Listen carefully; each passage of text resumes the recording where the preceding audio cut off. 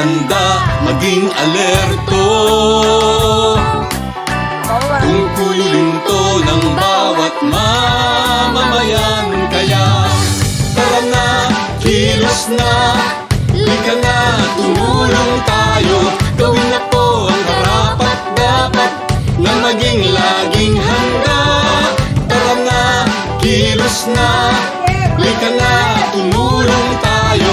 Gawin na po ang karapat-dapat na maging laging handa.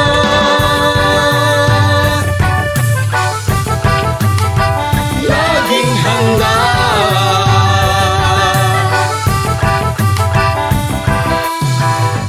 Kalamidad ay maaasahang darating Sa di inaasahang oras.